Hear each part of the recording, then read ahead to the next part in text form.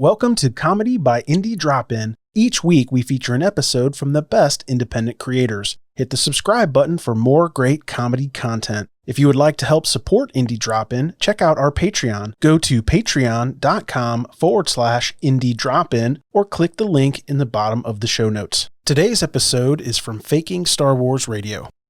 Don't forget to check out the show notes for links to subscribe to Faking Star Wars Radio and follow on social media. Enjoy the show. Begin.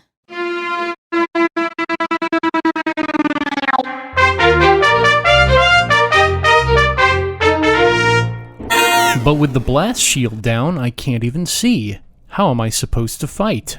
Your eyes can deceive you. Don't trust them. Stretch out with your feelings. You see? You can do it. You can do Faking Star Wars Radio. That's right. It's another great interview episode of Faking Star Wars Radio, the official podcast of FakingStarWars.net. And I'm here with the vivacious, the lovely, the elegant, and the incarnation today I'm seeing before me looks like it's from, I'm not going to say Game of Thrones. You'll have to give me a little help on that. Oh, let me give you a little help on that.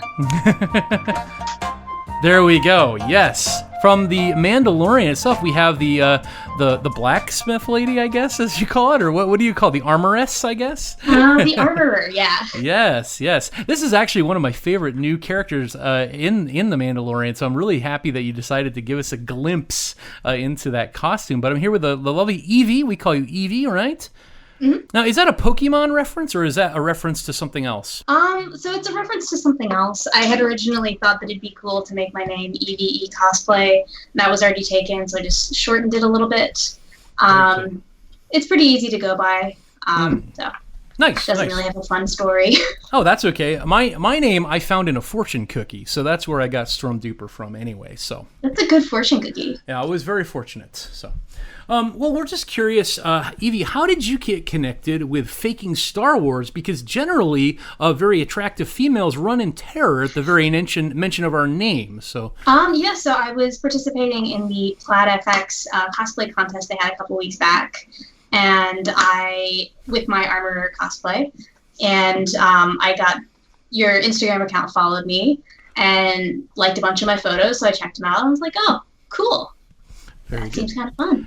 We have an armada of people working for the website who are constantly scouring the internet for, a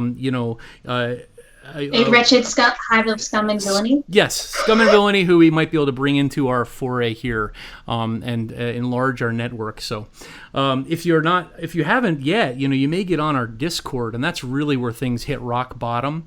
And you'll enjoy interacting with a lot of our fans on the Discord channel.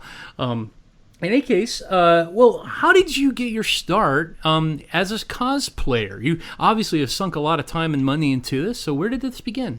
I kind of always liked making costumes. I, made some when I was in high school, did some Halloween costumes when I was in college, and thought that was really cool. Kept seeing cosplay on Reddit and on the internet, and just kept thinking, man, that is such a cool thing to do. But I'd never gone to a convention or anything, and I'd never really done it. And then one of my friends, I think it was 2018, invited me to go to C2E2 with her. And I had gone to the Renaissance Fair and dressed up to go to the Renaissance Fair, and I had made a dress for that. I actually made Sophia Sartor from Assassin's Creed. Mm-hmm. So it was a specific character, but it was a Renaissance gown, so I made it for the Renaissance Fair. And I was like, well, I'm just going to wear it to C2E2 because I have it. And so we went, my husband and I went on Saturday, 2018, and it was so cool. I just took pictures of people all day, and 2 people took my picture, and I was just like, oh, this is so cool. Didn't really do that much with it for a little while. I made a couple more costumes. I made Yennefer and wore her to the Renaissance Fair. And then beginning of 2019, I made that my New Year's resolution to start a cosplay Instagram. And at the time I had 2 costumes, and I had a sewing machine, and I had no idea what I'm doing. I still don't really have any idea what I'm doing, but I have a lot more tools now, and I have more experience, and so I figured out some stuff that kind of works. From some of the other cosplayers I've talked to, Halloween has been a big intro, kind of has helped in getting the on-ramp, but you're the first one who has had experience with Renaissance fairs, which is kind of a different level of nerddom, if I'm not mistaken. I mean, we make jokes about ourselves having pizza crust in our neckbeards, but over there, I mean, it's just on a galactic level, right? I mean, turkey leg on a stick level. Yes. So I'm excited to talk to you about that experience a little bit. I mean, did you already have interest in that sort of historical background? I noticed on your Instagram you have a lot of costumes that seem to have that Renaissance fair influence. So I do like historical fashion. I think that's a kind of really cool, random back alley. I could probably talk about that for an hour, but I don't think that's your level of nerddom. That's not. It's kind of niche a little bit. Well, we're pan-sartorial here on the podcast. We don't discriminate to different kinds of wardrobe choices. We believe all wardrobes are created equal. All wardrobes matter. So. So actually, the first time I went to the Renaissance fair, a coworker was like, hey, we should go, I'm going to take you and I'm going to show you around and everything. And she actually like dressed me up for it. So like I literally went over to her house one afternoon and she was just like pulling stuff out of closets being like, you should wear this or you should wear this. And the Renaissance Fair is definitely like my happy place. I was very sad because the Bristol Renaissance Fair up in Wisconsin got canceled completely this year. Right. Appropriately so. But I've gone to that past 3 years and really, really loved it. Everybody could have gone and cosplayed as like the Grim Reaper, I suppose. That would have been apropos. Plague mask. I was thinking plague doctor masks. Right. Very the plague doctor. Apropos as well. Yeah. I love what they've done too, because they've started having they have RenCon now. So they've had that the past 2 years where they try to get all the cosplayers out there. So I get to see some of my cosplay friends from around the area all come up. Actually participated in their costume contest last year as Aloy from Horizon Zero Dawn, and I got third, and I was very excited because that was like my first cosplay win, or like, hey, I don't suck at this. Oh yes, that's wonderful that in just 2 years you've sort of been launched into already winning awards for this. You may have a natural knack for this sort of thing, and I guess you did say you like sewing, and I noticed on your Etsy account, I will let you plug that. You did your research. You've been crocheting, I guess, some stuff from different properties. So that, how does that play into your cosplay? I mean, are these separate, or are these two different hobbies start to merge for you? Oh, okay. So on my Etsy store, I have some embroidery patches from Horizon Zero Dawn, and then some just other embroidery patches that I've made. One of my more prominent signs of nerddom that I display, I'm making a patch jacket. So it's just like a big green army jacket, and on the back I have all these patches, and my goal is to have one for each cosplay that I do. Because I think that's kind of fun. But I realized you can't just go and buy a Horizon Zero Dawn patch because it doesn't exist. So I started making some, and the embroidery, I bought an embroidery machine. Actually, my husband bought me an embroidery machine for my birthday last year, and so I was able to start making my own designs, which has been really cool because I definitely could not make those by hand. And I've been able to also incorporate those embroidery bits into a whole bunch of different costumes, because that does add a nice like textile type effect to things. It's kind of like different layering and different details, sort of, I guess, right? Yeah, it's different layering. It has different detail. I was able to participate in the Crown Championships of Cosplay last year, which I thought was ridiculous. It was fantastic. Great experience. Everyone was really cool. But I was just more or less shocked that I got in, having like a year of cosplay experience. And I was just like, we're just going to go for it. So I made Evie Fry, and she has some lovely embroidery. Check that out on my Instagram if anyone's curious. But it was just so much that I had embroidery everywhere on that thing. Wow. Well, as we find, a lot of people I've interviewed that are interested in sort of, making, right? I mean, I would say cosplay, prop making, all this sort of, there's just this sort of umbrella of creative people, right? And I would put myself in that department. I mean, I don't make anything physical, but I make auditory noise that people sometimes listen to. But as a maker who enjoys this kind of thing, how how would you rate it? I mean, some people seem to have like this really intense obsession with Star Wars, and then the making sort of serves Star Wars, whereas for other people it's the other way. You know, they just really enjoy the making, and the Star Wars kind of gets, you know, smuggled in like some you know, little CGI animated character that steps in the poodoo at the end. So for you, how do you balance those two interests? I mean, Star Wars, cosplay, which one comes first in your life? Which one do you bow down to and serve as master and lord? So let's see. I got interested in Star Wars way before I was interested in cosplay. Started watching like Star Wars special editions when I was a kid, and then I've seen like all the Star Wars in the theaters. Of course, I have opinions about the recent trilogy, but we don't have to go into that. Oh, we want to do that. We definitely want to do that. Our goal is to try to offend as many people as possible. So talking about the sequel trilogy, The Last Jedi in particular is one of our greatest joys. What were they thinking? Oh, you say you're one of those, huh? I had some really high hopes for it because I do very much love Star Wars. I was also kind of pissed off when they announced that the sequel trilogy was not going to be following like any of the books, because I was this gigantic nerd. I think it was middle school, and I started reading like all of the Star Wars books.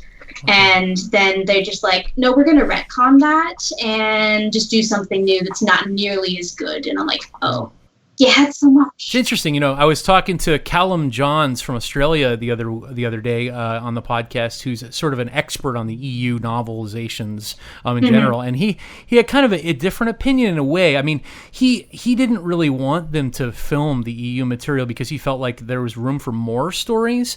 But I think a lot of people, you know, they just didn't like where the story went in terms of like not centering on Luke Skywalker and introducing other characters who were kind of flat. And so I can see like how it's really hard to please anyone, because on either side of it, I find that people are really upset. And I think that possibly it might just be that people are done with Star Wars. They need to have more beer and just try to have fun with it, you know? But it's interesting to see that, because I personally thought the sequel trilogy was what I was waiting for, because I'm a little older than you. You aged yourself out here, so now I'm gonna have to mansplain Star Wars to you. I hate doing this. Do I get to interrupt? Absolutely.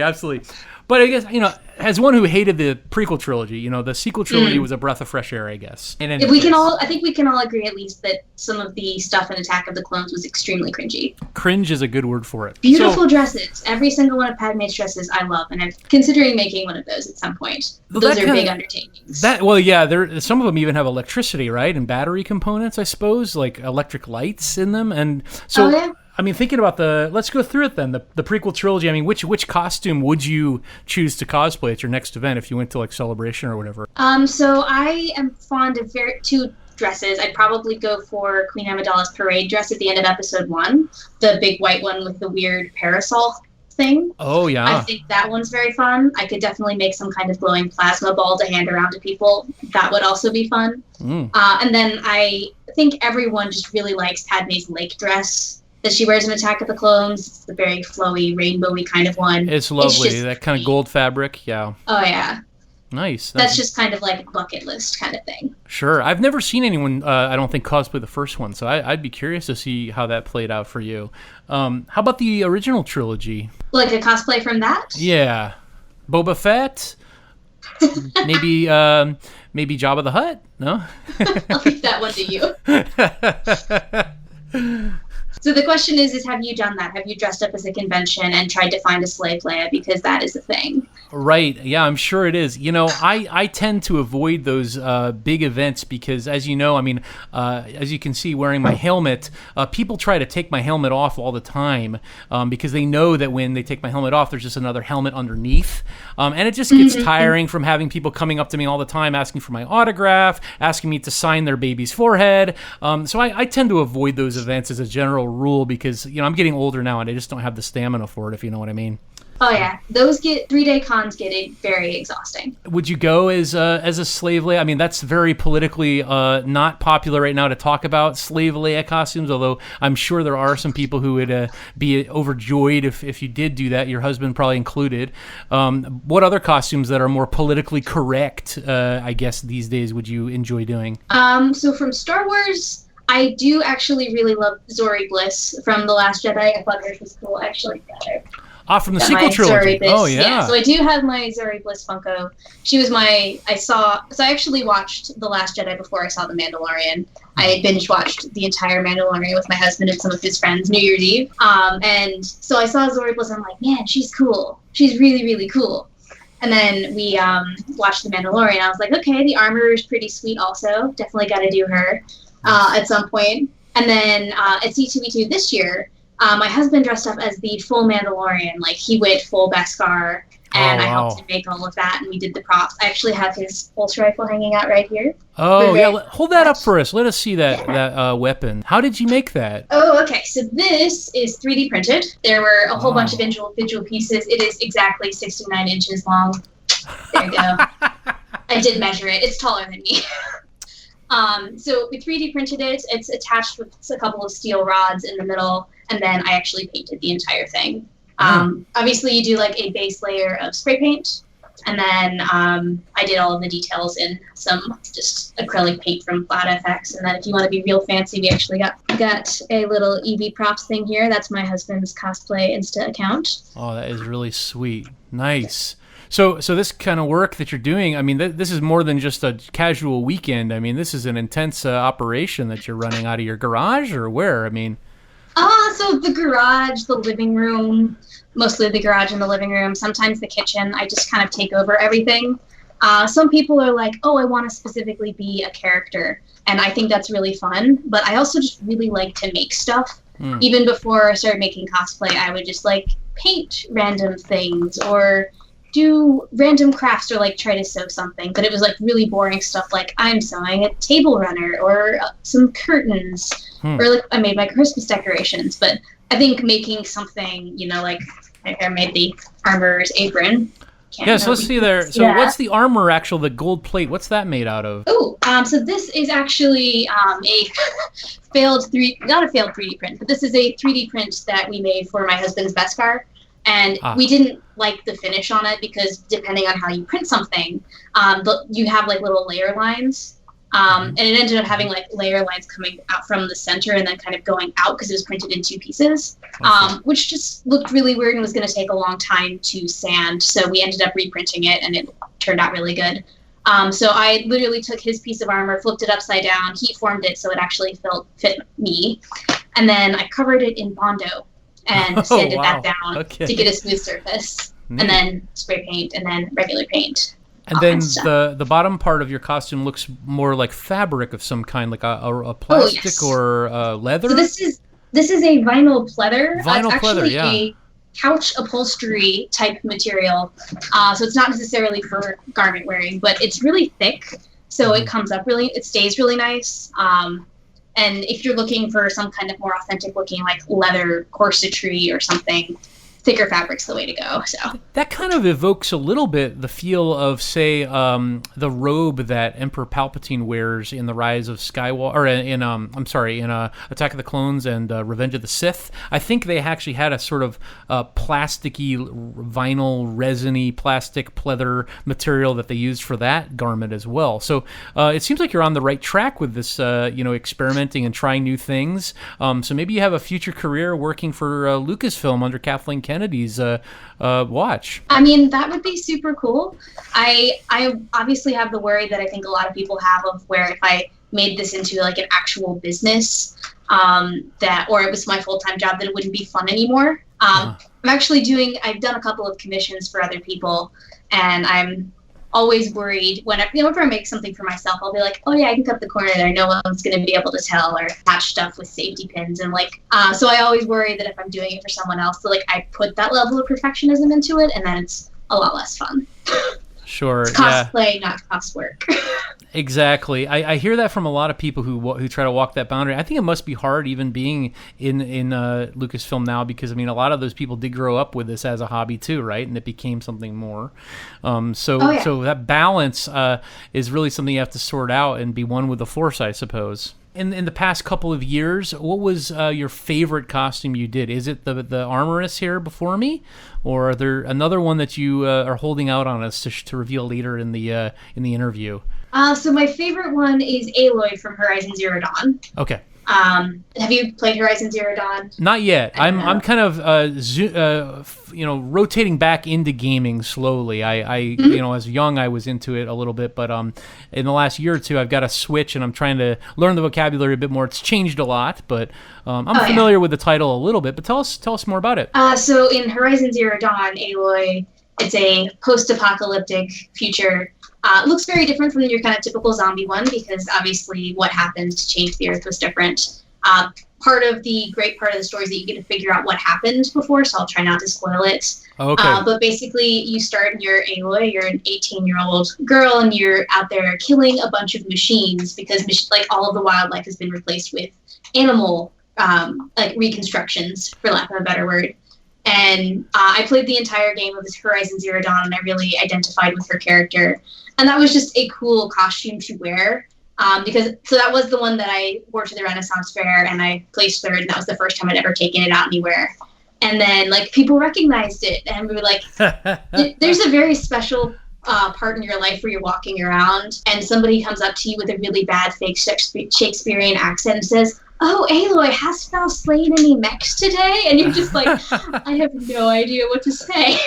Well, that could be complicated, especially for women as cosplayers. It's a brave new world now. You have all kinds of online stalkers, for lack of a better term. But if I'm not mistaken, that's kind of part of the fun a little bit, right? There's a bit of teasing that goes on with cosplay a little bit, right? Trying to walk that line of being titillating and interesting while also carrying it with dignity. I mean, is that a tension at all? Do you feel like sometimes you don't want to go too far, but you want to kind of have a little fun with people, I guess? I don't know. Talk about that. Yeah. So that's definitely a struggle. So I see a lot of people that, famous female cosplayers, and it tends to be that they, you post a slightly skimpier picture and it does really, really well, as opposed to a build that you spend a long time on, and it's just kind of like crickets, it's middle of the road. From what I don't know enough about it, but what it seems to me, at least in terms of what gets attention on Twitter, is less is more, So the less that you actually build into your costume and the more skin you show, the more interest it generates, but it's kind of the negative attention that you might not necessarily want at the same time, right? Yeah, it's definitely a line that I am kind of walking a little bit. So I know, my real life family follows my cosplay Instagram. I've got a couple of coworkers that do. Some of my husband's coworkers do. So with all of that in mind, I do want to make sure that the stuff that I'm putting out there isn't too crazy. We're not going to be doing the Red Sonja cosplays or anything. Right. I don't know if I personally have the figure for the Slave Leia. There's a comfort level in the stuff I wear too. Sure. In being a well-respected cosplayer, how has that affected sort of? I mean, you have a husband who you're obviously very devoted to. I mean, has there been instances where he had to sort of step in at a conference and say, "Hey, man, she looks like she's some fantasy creature from a video game, but she's my wife. Leave her alone." I mean, has that ever been an issue that you've had to deal with at all? I've had honestly fairly few experiences with people being unusual, which I think is nice. I think one time I did have a guy that kept posting on my Instagram page whenever I would post a picture. He'd just be like, "I will see you at C2E2."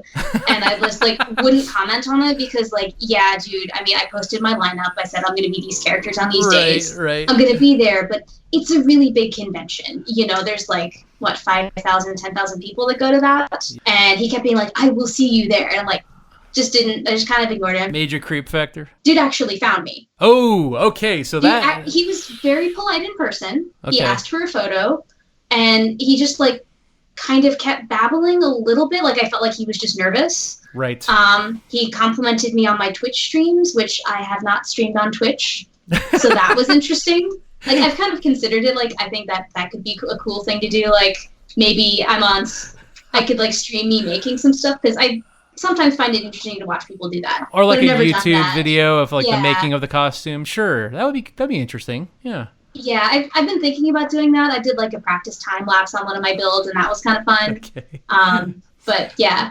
So, and he was there, and after a minute of him talking to me, my husband was standing right up, literally 5 feet away, just and he was in his Mando costume. And he was just so I couldn't see his face or anything, but Right. I told him about this guy in advance, and he was just kind of like, oh.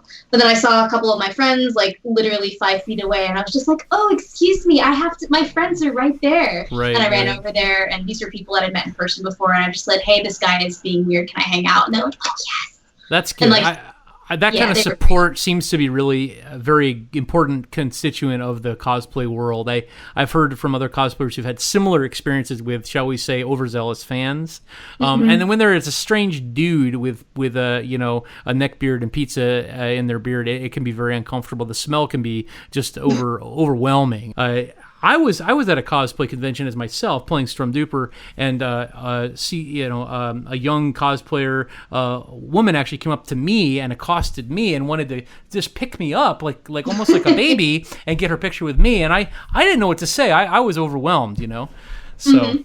But yeah, well, I'm glad to hear that for the most part it's been very positive, and you haven't had any like major sketchy things. We here at Faking Star Wars, we actually employ Russian trolls in our basement that we unleash upon anybody who makes our guests feel uncomfortable. So you're in safe hands. Once you've enrolled in the Faking Star Wars community, we sort of have like a mafia vigilante justice system for anybody. So yeah, you're probably going to be very well protected in the future if you do become super famous or something. So we'll see if that happens. I wouldn't bet on it.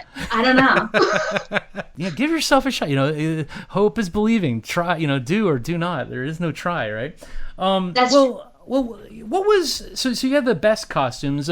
What about some of the worst attempts? Maybe when you're just starting out, or something that maybe was just more time than it was worth, or like the worst failure you can think of in this vein. Anything come to mind? So honestly, I've been kind of amazed at how much I've learned and how quickly. I've looked at stuff that I wore to C2E2 2019, and I had put my heart and soul into those, having no experience, and just been like, yeah, I'm going to go for it. And I did a Wonder Woman costume, and that was not fantastic because it was literally just a cheap leather corset one that I had bought from another cosplayer, and it didn't fit right, and I tried to modify it, but when I sat down, the boning would sit, it looked really weird. Right. It was not very flattering. That wasn't great. I did Lilith from Borderlands 2 because I was super pumped because Borderlands 3 was supposed to be coming out, and I did a terrible job with that makeup. I think I looked like I was in drag. That was a thing that happened. I have not revisited Lilith since C2E2 2019, so I think that's probably not my favorite costumes. There's definitely some that are incredibly uncomfortable as well. I did a Dr. Ziegler's Mercy skin at C2E2, and it came out pretty nice. We made these amazing large wings. They had transparent stuff so you could see through them, and it came out really cool. But they were so uncomfortable to walk in. They were not light. So that was, and they were also really hard to maneuver in a crowd in because they stuck out behind me, but for 4 feet. And they would just flop every time I took a step. So that wasn't great. Right. But they look cool. I've always fantasized about cosplaying as the Sarlacc pit, and having these 80-foot tentacles just going with me throughout the convention floor, tripping and tying up everybody for the entire day. You can demand sacrifices. Yes. And also snacks. I mean, that's pretty good, right? Absolutely. You refer to yourself in the third person as the mighty Sarlacc. The mighty Sarlacc, yes. I admire someone who's able to admit, sort of their not their failings, but things that didn't go as well. That's something I struggle with. It's really hard for me to find anything I've ever done that hasn't been completely perfect. So it's refreshing to be, around somebody who's got that realistic view of themselves. So you keep mentioning this conference C2E2. I'm not really familiar with it. Tell us a little bit more about how you got involved with that particular con. What does it mean, C2E2? So it's the Chicago Comic and Entertainment Expo, and it just happened to have been the first convention that one of my coworkers was like, hey, you should come to this, we'll hang out. Fun fact, I never actually saw her that day. My husband and I got tickets to go, and because it was so large and she was participating in Critical Role's thing because they were there at that year, we never actually found her on the convention floor. And so that was my first ever convention that I went to. And then the next year was my first ever convention that I went to as a quote unquote cosplayer. And I was able to get involved kind of almost randomly by happenstance, I got contacted by a guy named Eddie, who is one of the photographers around Chicago that has his own like after party.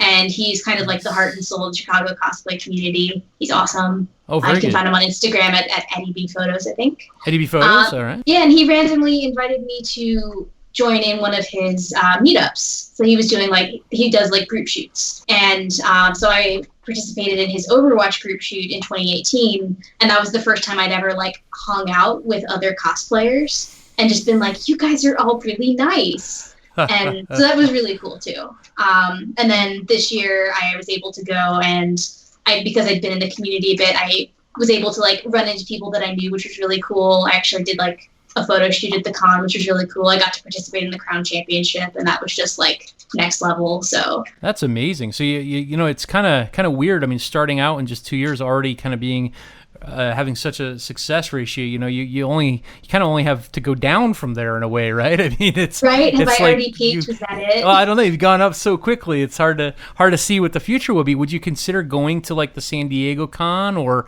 Celebration or some of the really well-known global level cosplay conferences in the future? Is that something on your horizon? That's something that I think could be really, really cool to do. One of the nice things about C2E2 is that it's local for me, so I can just, you know, drive like an hour, 45 minutes, and I'm there, sure. Which is nice.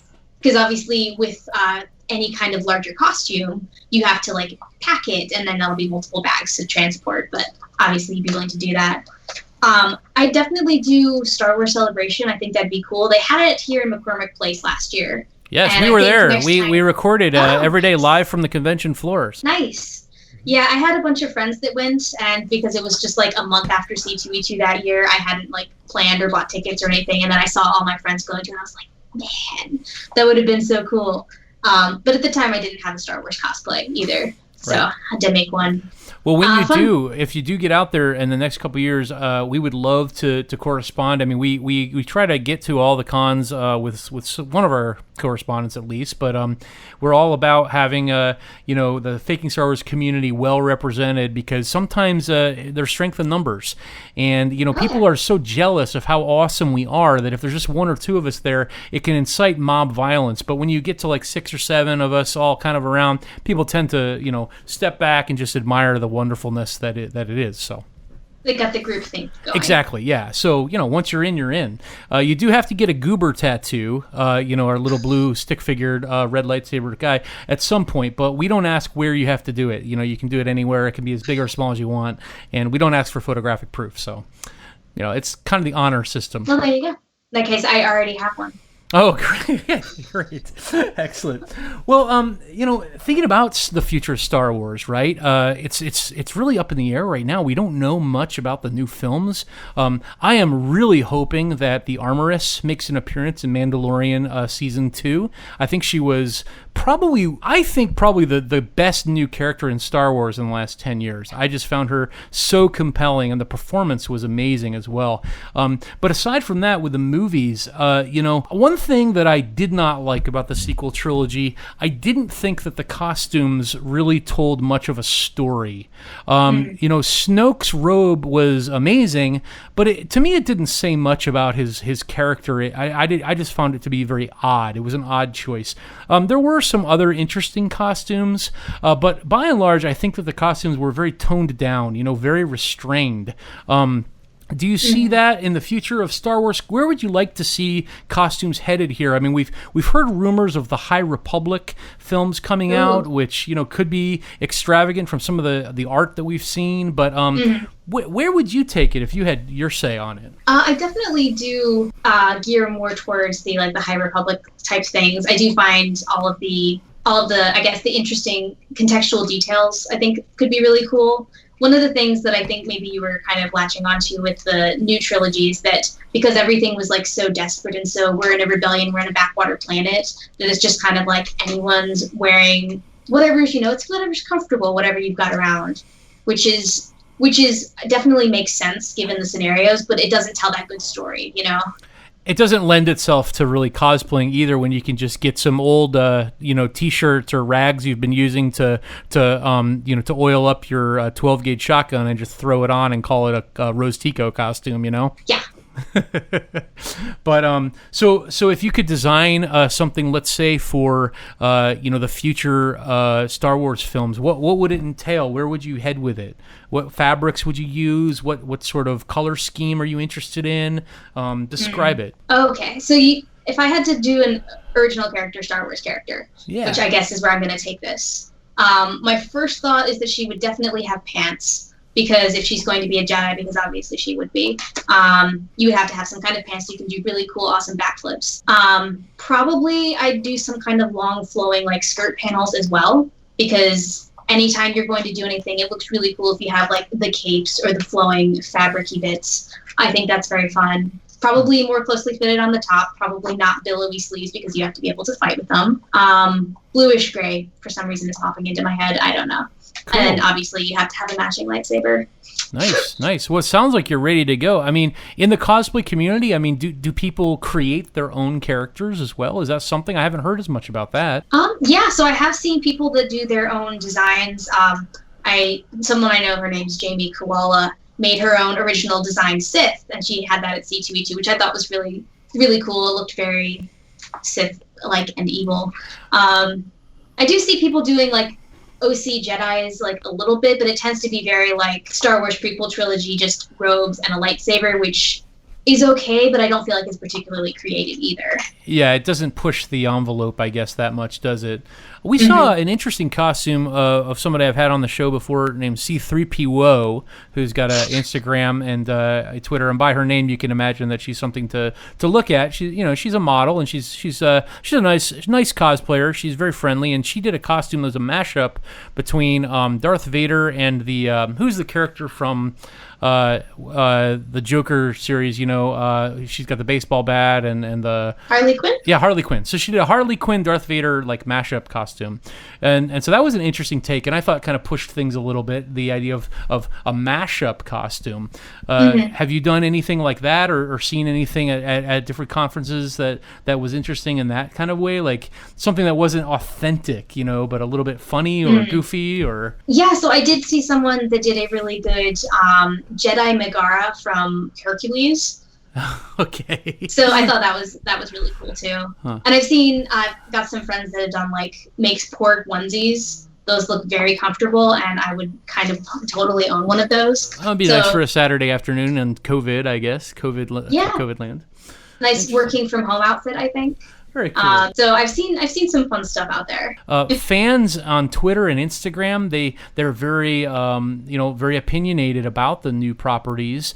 What would you say is your favorite Star Wars moment if you had to pick one out from wherever, any property? So Star Wars, the films, the cartoons, the holiday special, for example. Yeah, I've never actually seen that. Wow. Well, we would definitely have to make an appointment with you and live tweet that one, because that is gonna be a proverbial show. I've heard it's so bad. That I don't really actually have any interest in watching it. Yeah, it kind of comes back around, like a circle. It's so bad that it's amazing, I think. Very specific mood for that one, then. Yeah. Is it like watching Monty Python and the Holy Grail? Because that's a very specific mood also. It's just surreal. I mean, I think the fact that I was alive when it came out and now watching it again later, I mean, it's just hard to understand how the hell did this get made? It's just so bonkers. To imagine something like that coming out today is just so beyond anything you could imagine. It's fantastic. So, but... anyway, B. Arthur has a great appearance in it, though. Oh, all right. Well, that'll be a surprise. Yeah. Okay, so favorite Star Wars moment. Yeah. This is like someone asking you, like, what your favorite flavor of cake is, and you just forget any kind of cake you've ever eaten. I know. I like to do this to people, when they come in, I warm them up, make them feel like they're home, and then ask them a question that they won't be able to answer. Well, I'll go pretty basic then. The first thing that popped into my head, because I'm wearing the armor costume, is when she basically like takes out an entire squadron of stormtroopers in the episode of The Mandalorian, because that's really awesome. That is such a great scene. The choreography and just the tone of that scene, amazing. Have you watched any of the making of Mandalorian on Disney Plus that's come out in the last few weeks about the show? So I watched the first 2 episodes of that. I I'm kind of slow about watching my shows usually. Yeah, it's not like amazing. It's sort of self-congratulatory at times. Big surprise there, Disney Lucasfilm. But they take a page out of our own book, I guess, here, Faking Star Wars. But I just thought it was such a risk to tell what really amounts to a simple story. It's basically man finds baby. Man loses baby, man gets baby back, and man tries to keep baby safe, And that's not the typical plot line you find for Star Wars, but I think because of that simplicity, it allowed for those really intense moments like the Armoress's combat scene. Do you think she'll be back in Mandalorian season 2? I think so, yeah. Where do you see her plot line going as a character? What would you like to see her do? So I think that it's very interesting that they have her as the head of the tribe or the head of the clan. Typically, you see that as more of like a patriarchal role than a matriarchal role. So I thought that was kind of fun. I do think she'll be back. In what role? I feel like she's going to come in at some point and just swoop in and save Mando and Baby Yoda. Right. Which right. I also have a theory that Baby Yoda is a girl. So we'll see about that. Oh yeah, well we haven't seen his peepee yet. So and he might be trans anyway. He may be gender non-binary. So let's not be so quick to judge his gender or assign it. I don't think either. So there, I was thinking I had a plot twist. Yes. Well, you're right. They haven't gendered him yet. So this is going to be very exciting. Maybe Yoda's entire species is gender bimorphic. Maybe Yoda himself was able to change his gender like the snap of one of his little green fingers. He just didn't do it in any of the movies that we saw. Maybe it takes energy. Yeah, force energy, right? If he does it too many times, he just evaporates in a big puff of green smoke. That's what happened in Return of the Jedi. Yes. Right at the end of Return, he's like, Luke, after gender I change, gone with the Force I will go. Yes, anyway. Oh dear, I'm going to hell. Well, one of the things about the Mando and about the Armoress that I really like was that sense of lore, and it's a different kind of part of Star Wars. And I'm just realizing this now, it really ties in a way to your interest in Renaissance culture also. I mean, have you felt that? I mean, they have that tradition, that sense of Armoress and the insignias that you have to get, and there's a very kind of regal sense of knighthood. I think that the almost the Japanese kind of samurai culture, I guess, too, is where a lot of it's influenced from. Are you familiar with those movies and stuff that kind of influenced, I guess, Dave Filoni and Jon Favreau in the Mandalorian? Well, I know that they had all the episodes were a specific tone, which I thought was cool. You had you had the more of the Western episodes. You had the heist episode, which was cool. Yeah. And I'm blanking on all, and then they had the very different one where they were out doing setting the traps for the AT-AT, which was another very different, cool type of episode. Oh yeah, Desperate Housewives of Shrimpland Village or whatever it was. Blue Shrimp Village. Surprisingly, they really made you want to stay there. Yeah. It looked really nice, and everyone was really nice, and Baby Yoda had friends, and you had a daily supply of blue fermented shrimp blood alcohol. So better or worse than the blue milk? Yeah, I don't know. I mean, I don't think the blue milk could intoxicate you. You never know. Have you gotten the chance to explore, some of the Disney theme parks at all? I mean, you seem to have a lot of keen interest in Disney and Star Wars properties. Are you keen to go to Galaxy's Edge in the future, or? Yeah, I think that would be a really, really cool thing to check out. I haven't gone to Disney since I was a kid. So yeah. I'm sure they have a lot of stuff to check out. I've seen some friends that go to Galaxy's Edge, and they posted their pictures, and it looked really, really, really cool. I had an opportunity to maybe go because I happened to have been in Anaheim last year, and I was like, it's really expensive. I don't want to go for 3 hours because I didn't have much time. Right. And I decided not to go because, it was like $100 to go for 3 hours. I'm like, wow, that's a lot. And you would feel sad at the end because you would stand in line for one thing that you had to pay $50 for to do anyway at the end of 3 hours, and you'd be like, well, I just paid $150 to do one thing. Yeah, although I have found myself regretting not going a little bit since COVID hit, because I kept thinking, man, I don't know when I'll get the chance to go again. I'm sure they're going to reopen, of course. But yeah, I mean, it might be a little bit pared down, and they might have people volunteering there instead of paid workers. They might clone, for example, some people from another country who have no hope and are in desperate need of anything, and use those clones to populate the labor force of Disney. It's very possible. What you just need to do. This is all the face protection you need right here. That is a really good helmet. I mean, as a cosplayer, how do you feel politically about Disney's decision to sort of enforce a no costume rule at the park? I mean, it's been my understanding that you can sort of walk the line a little bit and get away with maybe a robe or something, but if you go full on cosplay, they're not even going to let you in. Do you feel discriminated against because of that? No. Why not? Why aren't you a victim? Please tell us. What's so special about you that you're not a victim? Everyone else is, damn it. Oh goodness. So I just haven't I guess I haven't gone to Disney since I was a kid, or since I started cosplaying, which is probably definitely a factor.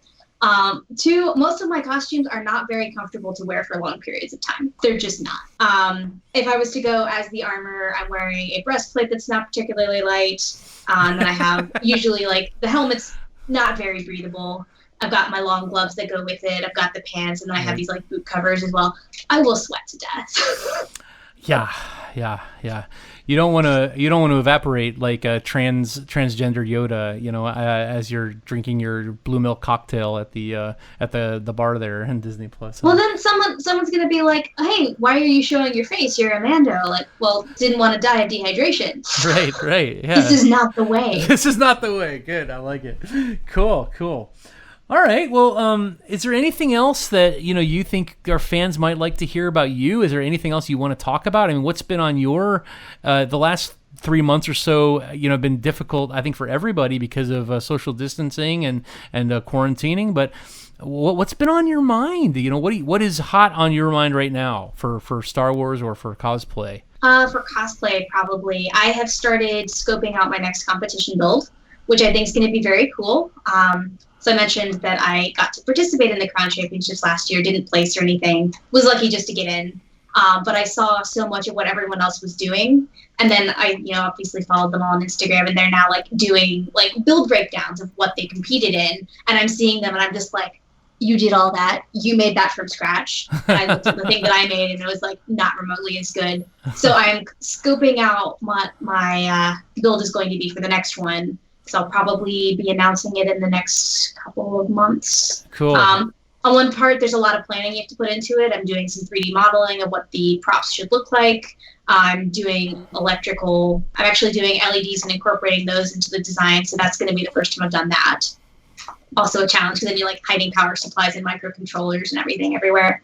Right. And then there's also just the little part of me that's afraid that someone's going to see my idea and then do it better than me. So I'm just kind of keeping that one in for right now. Well, no one will hear about it if you mention it on the podcast, because we're the only people who are going to watch it. But I do respect your desire to keep it secret, so I'm not going to pry any further. So I should just hi, Mom. Right.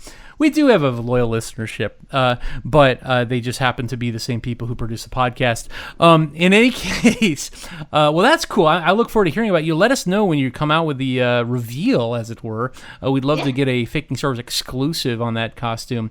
And so I guess that's sort of where you find yourself the next few months, is preparing for that. And I'm sure you'll be watching and enjoying The Mandalorian Part 2. If you're curious of coming back on our Mandalorian podcast, we do, it's sort of our sister podcast, would love to have the armoress come back and discuss that with myself and Gemma the Hutt, who is a correspondent we have here. But how can fans reach out to you, get your gear, buy your embroidery, find you on Twitter, Facebook, AOL.com, Geospace, whatever? MySpace. So you can find me on Instagram at Ev Cosplay. So at Ev Cosplay at Instagram? Yeah, Ev_Cosplay, because Ev Cosplay was taken.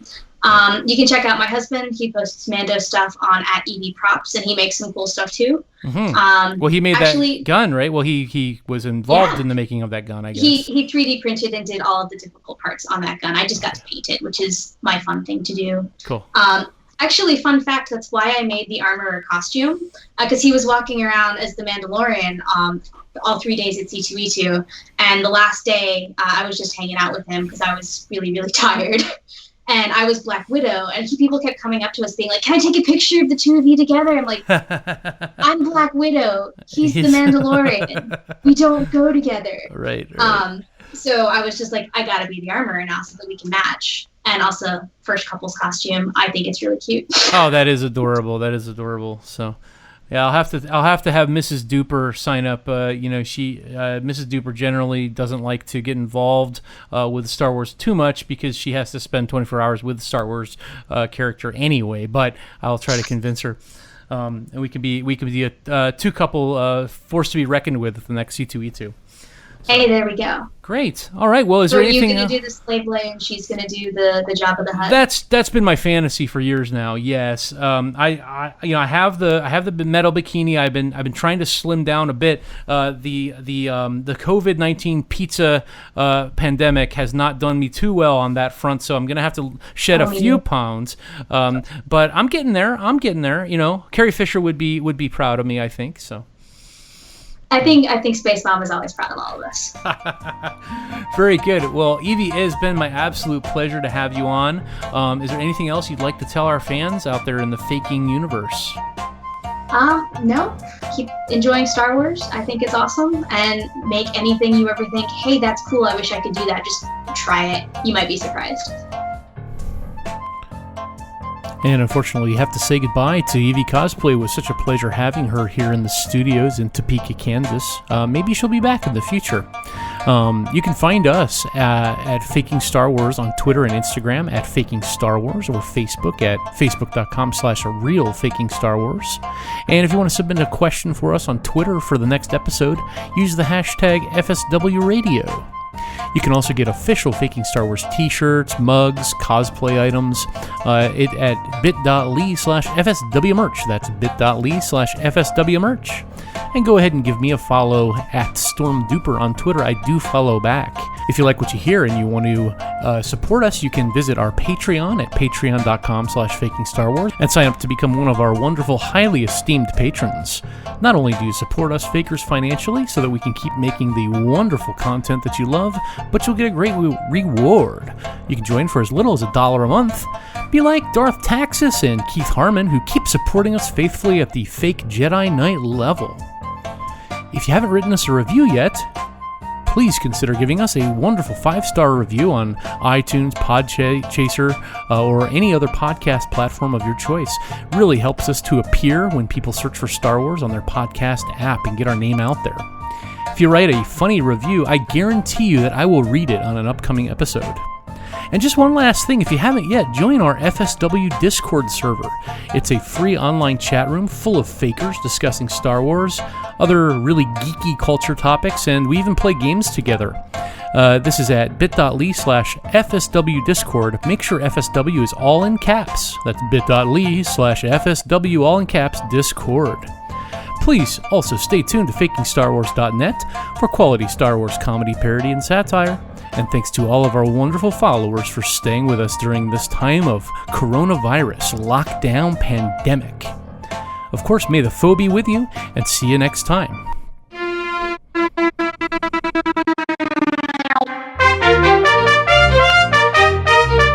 Thank you to Faking Star Wars Radio for the great episode. Check out the links in the show notes to subscribe. Thanks again for listening to Comedy by Indie Drop-In. If you would like your show featured, reach out to us at Indie Drop-In on all social media or go to indiedropin.com. See you next time.